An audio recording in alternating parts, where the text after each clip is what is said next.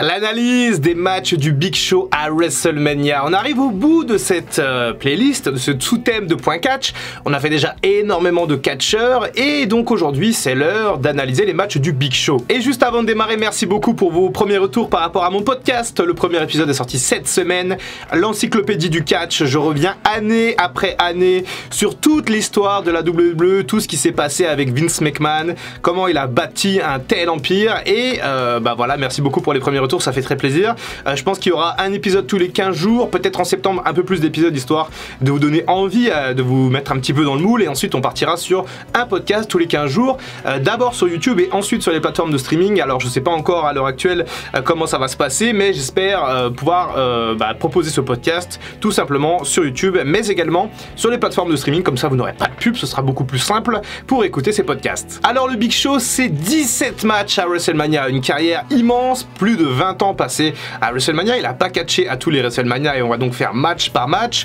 Je vais aller plutôt rapidement parce qu'il y a beaucoup de matchs et le Big Show, il a certes eu une grande carrière, mais vous allez voir qu'il n'a pas forcément eu de grands matchs à WrestleMania. Et je me suis tapé pas mal de ces matchs parce que j'en avais oublié la plupart des matchs j'avais complètement zappé, et vous allez voir quand même qu'il y a 2-3 petites pépites et je vais vous en parler maintenant. On démarre à WrestleMania 15 en 1999. Le Big Show vient alors d'arriver chez Vince McMahon, puisqu'avant il était The Giant à la WWE, et sa première querelle, sa première rivalité à WrestleMania va être contre Mankind, alias Mick Foley, dans un match où ça part un peu en steak. On était en pleine Attitude Era, et ça part tellement en steak que le Big Show en fait il se fait disqualifier. Voilà, il y avait trop de coups de chaise à Mankind. À l'époque, Mankind c'était quand même assez hardcore, et il y a cette rivalité qui était quand même assez intense.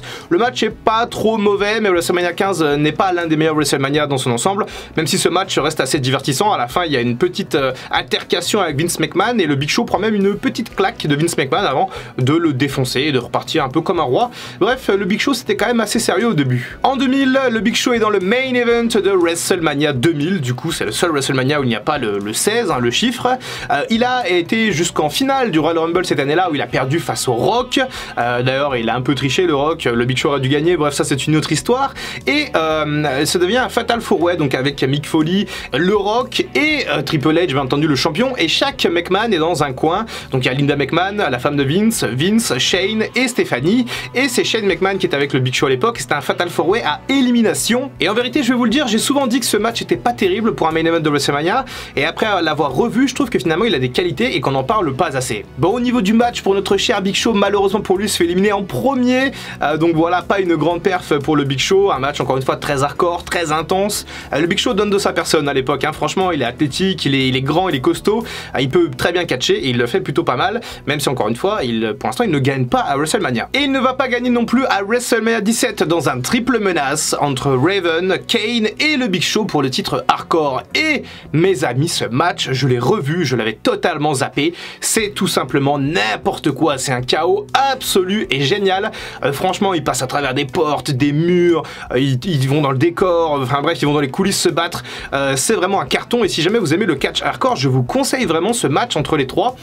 C'est vraiment un match superbe, c'est très divertissant. Le Big Show vraiment, il était tourné vers le catch hardcore à l'époque, on s'en rappelle pas beaucoup, mais il envoyait quelques coups de chaise, il envoyait des gros coups, et franchement ce match, ce triple menace, il est super divertissant, même si encore une fois le Big Show ne gagne pas à WrestleMania. À WrestleMania 18, le Big Show est absent. Alors il me semble qu'à l'époque il est blessé, j'ai pas vérifié cette information, si jamais vous l'avez, n'hésitez pas à me la mettre dans les commentaires, mais il me semble bien qu'il est blessé à l'époque. En 2003, pour WrestleMania 19, le Big Show fait équipe avec A-Train pour combattre l'Undertaker. À la base, ça devait être un match 2 contre 2 entre Big Show et A-Train face à l'Undertaker et Nathan Jones. Nathan Jones qui était prédestiné à devenir une star du catch en 2003, tout le monde pensait que ça allait être un super catcheur, mais au final en fait ils se sont rendus compte, ils se sont dit attends non, Nathan Jones il est pas ouf en fait dans le ring, donc on va plutôt mettre l'Undertaker tout seul face aux deux mastodontes. On va donc créer un match handicap, et l'Undertaker terrasse bien entendu le Big Show et A-Train puisqu'il a sa streak d'invincibilité. À la fin Nathan Jones arrive un petit peu pour l'aider,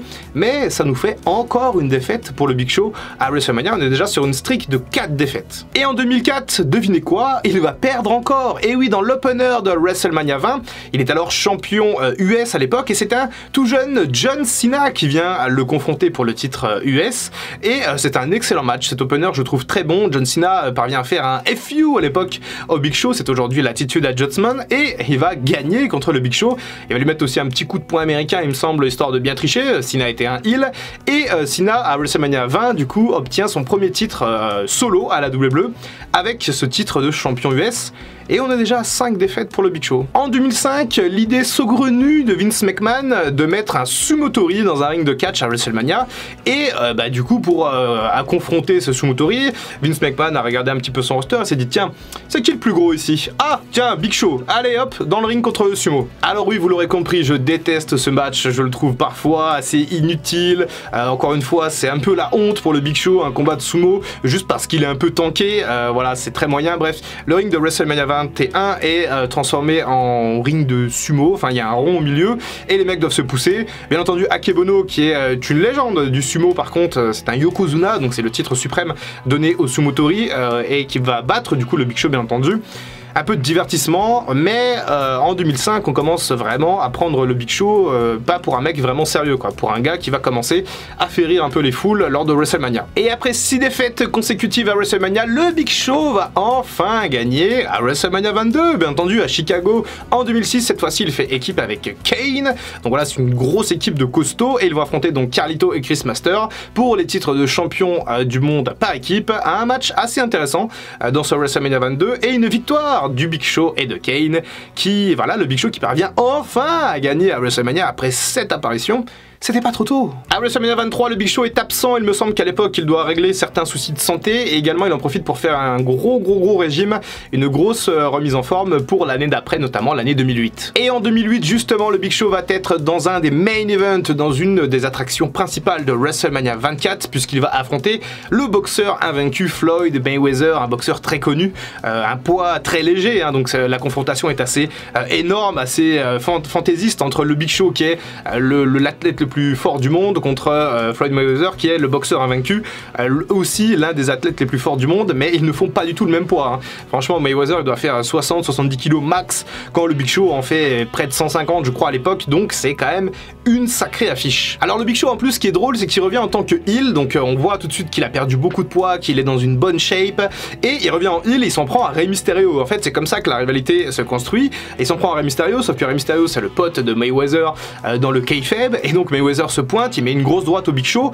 une trop grosse droite d'ailleurs parce qu'il lui pète le nez, le Big Show pisse le sang, et après derrière il veut l'attraper, mais legit, c'est-à-dire que Mayweather se barre en courant, mais le Big Show veut vraiment l'attraper pour le défoncer parce qu'il lui a pété le nez et c'était pas prévu. Donc voilà, je trouve cette petite anecdote assez fun, assez rigolote.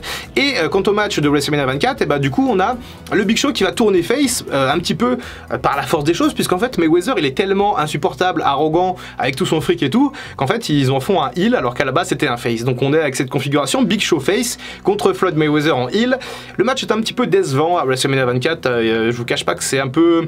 Il y a une grosse domination du Big Show, mais il y a toute la team de Mayweather qui vient l'aider. Mayweather va utiliser des armes, des trucs de heal quoi, pour gagner le match, et à la fin il va réussir à lui mettre une droite avec un point américain aussi je crois, ou du barbelé, je sais plus, bref il lui met une droite et il gagne ce match. Voilà, Mayweather il a pris 20 millions pour ce match à WrestleMania 24, et le Big Show encore une défaite. WrestleMania 25 du coup en 2009, et un match triple menace pour le titre de champion du monde poids lourd. Alors un match entre le Big Show, Edge qui est le champion, et John Cena. Un triple menace qui est pas mal, mais qui ne casse pas 3 pattes à un canard. À la fin c'est John Cena qui parvient à gagner comme souvent à l'époque à WrestleMania. Il y a cette tentative de double double A qui est assez intéressante, où il prend les deux sur ses épaules, il a d'abord le Big Show et ensuite il y a Edge qui vient un peu se poser. Voilà, on se rappelle surtout de ce match pour ça, et... encore une défaite pour le Big Show à WrestleMania. À WrestleMania 26, un match par équipe, et il fait équipe avec le Miz à l'époque, face à l'équipe composée de R-Truth et John Morrison. On reparlera de John Morrison très bientôt sur la chaîne, même dimanche. Et surprise, c'est la victoire pour le Big Show à WrestleMania avec le Miz. Donc du coup, le Big Show ressort de WrestleMania avec le Miz avec les titres par équipe. Et voilà, ça nous fait donc une deuxième victoire pour le Big Show à WrestleMania, mais ça fait pas beaucoup, hein. À WrestleMania 28, on a une affiche plutôt pas mal entre le champion intercontinental Cody Rhodes et le Big Show. Alors c'est l'un des premiers matchs pour le Big Show en 1 contre 1 depuis longtemps à WrestleMania. C'est un match pour le titre, et surprise un petit peu à l'époque, c'est le Big Show qui va remporter ce match pour le titre intercontinental. Je dis surprise parce qu'à l'époque Cody Rhodes était quand même en train d'être pêché, en train d'être mis dans des programmes assez intéressants, et je trouve personnellement que cette défaite de Cody Rhodes à WrestleMania 28 a été peut-être la première pierre qui a mis un vrai coup d'arrêt dans dans sa carrière à la WWE. Même si encore une fois j'aime bien ce match, j'aime beaucoup la différence de gabarit qu'il y a justement aussi entre Cody Rhodes et le Big Show, et j'aime bien un peu ce qui se passe dans le ring. Je trouve que c'est l'un des meilleurs matchs du Big Show à WrestleMania. À WrestleMania 29, dans le New Jersey en 2013, le Big Show fait équipe avec Randy Orton et Sheamus pour affronter un tout nouveau clan qui sème un petit peu la pagaille depuis fin 2012, à savoir le Shield. Un match plutôt correct, plutôt pas mal, même s'il se passe pas grand chose. On sent que les trois costauds, Big Show, Orton et Sheamus, ont été mis un peu par équipe par défaut, parce qu'il n'y avait pas de programme pour eux à l'époque pour WrestleMania 29, et une victoire pour le Shield du coup, ce qui était assez logique à l'époque puisqu'on construisait le Shield comme un clan extrêmement puissant, et l'histoire leur a un peu donné raison. Alors le point à retenir de ce match, c'est qu'à la fin du match, le Big Show va tourner heel sur ses camarades. Le Big Show était une vraie girouette, il tournait heel, il tournait face, il a fait ça pendant je sais pas combien de temps, bref c'était assez normal finalement de voir le Big Show tourner heel, et on s'en rappelle pour ça, mais encore une fois, une défaite. À partir de WrestleMania 30 en 2014, le Big Show ne sera plus que dans les Battle Royale d'André le Géant, et donc du coup pour WrestleMania 30 c'est la première édition, et le Big Show est clairement favori à l'époque. Il va même arriver jusqu'en finale contre un certain Cesaro qui va remporter la Battle Royale. C'est Cesaro qui va gagner après avoir éjecté le Big Show après un magnifique enfourchement. Voilà, donc Cesaro remporte la Battle Royale. Il y a beaucoup de respect à la fin entre le Big Show et Cesaro, donc c'est plutôt cool, même si encore une fois le Big Show il perd, et à cette période de sa carrière il va peut-être plus trop gagner. Et pourtant si, il gagne en 2015 la Battle Royale d'André le Géant, la deuxième édition. Cette fois-ci c'est pour lui. Alors c'est dans le kick-off, dommage on voit pas Big Show sur la carte principale, mais il parvient à terrasser tous ses adversaires. Il élimine notamment je crois Cesaro pour prendre un petit peu sa revanche, il élimine également Ryback, donc bref il fait une belle Battle Royale, et à la fin c'est lui qui remporte la Battle Royale d'André le Géant qui, soit dit en passant, ne sert à rien, pas d'opportunité au titre, pas de consécration particulière, c'est juste un grand trophée. En 2016, pour la Battle Royale d'André le Géant de WrestleMania 32, la principale attraction de cette Battle Royale va être finalement la confrontation entre Shaquille O'Neal et le Big Show. Cette année c'est une Battle Royale qui n'est pas dans le kick-off, il me semble qu'elle est dans la carte principale, parce qu'il y a tellement rien à WrestleMania 32 qu'ils ont été obligés de mettre ça dans la carte principale. Et on a donc cette confrontation entre Shaquille O'Neal, donc le basketteur, enfin l'ex-basketteur des Lakers, et le Big Show, donc c'est plutôt intéressant, mais les deux vont s'éliminer je crois mutuellement. Ça va nous teaser peut-être un match pour WrestleMania 33 entre Shaquille O'Neal et le Big Show. Et encore une fois, le Big Show perd. Et donc, 2017, c'est la dernière apparition du Big Show à WrestleMania pour WrestleMania 33. On attendait donc Shaquille O'Neal contre le Big Show, mais Shaquille O'Neal s'est un petit peu dégonflé entre temps. Et donc, on retrouve le Big Show dans la Battle Royale d'André le Géant, encore une fois, pour la 4e année consécutive. Il y a quelques gros noms dans cette Battle Royale, notamment Braun Strowman, mais le Big Show se fait éliminer assez rapidement. Et derrière, c'est Mojo Rawley qui va gagner cette Battle Royale. Ah, je l'ai pas dit, mais pour la Battle Royale d'avant, en 2016, WrestleMania 32, c'est Baron Corbin qui avait gagné à l'époque, le projet Corbin, qui depuis, on le sait, ça s'est un petit peu estompé. Et tiens, petite anecdote, je ne sais pas si vous le saviez, mais le Big Show est apparu lors d'un autre WrestleMania, WrestleMania 36, et oui, le WrestleMania Covidé, où il est apparu à la fin de la rencontre entre McIntyre et Lesnar pour s'en prendre à McIntyre. Et oui, le Big Show s'en est pris au nouveau champion de la WWE, hors caméra bien sûr, ça n'a pas été filmé, mais ça a été l'objet de séquences. Peut-être qu'on voulait pusher le Big Show, peut-être pour l'envoyer dans le main event, encore une fois, bref, c'était assez étrange, et finalement, donc le Big Show, il s'est rien passé ensuite pour lui, il a tout simplement quitté le navire de la WWE, et aujourd'hui il est commentateur chez AEW. Un bilan très mitigé pour le Big Show à WrestleMania, avec 5 victoires pour 12 défaites en 17 confrontations, ça représente, je crois, à la louche 27% de victoires, ce qui est quand même assez désastreux pour le Big Show, ne nous le cachons pas. Le Big Show était promis à un avenir absolument génial à la WWE, une grande carrière, et ça reste mitigé quand même. En tout cas, ces apparitions à WrestleMania restent mitigées. On est en droit de se poser la question de est-ce qu'ils auraient pas pu faire un peu mieux quand même avec le Big Show? Voilà pour cette analyse des matchs du Big Show à WrestleMania, j'allais dire SummerSlam, mais non, il nous reste encore quelques éléments à faire en novembre, en octobre, en novembre et en décembre, et ensuite on partira sur un autre format. N'hésitez pas à aller écouter mon premier épisode de mon podcast, du coup, qui est sorti cette semaine. Voilà, n'hésitez pas, ça va me donner de la force, ça va me lancer pour faire les autres podcasts, puisque si je démarre en 1984, c'est bien que il va rester au moins pas loin d'une quarantaine d'autres épisodes à faire par la suite. C'était Dr Wrestling, on se retrouve très bientôt pour une prochaine vidéo, et en attendant, comme d'habitude, prenez soin de vous.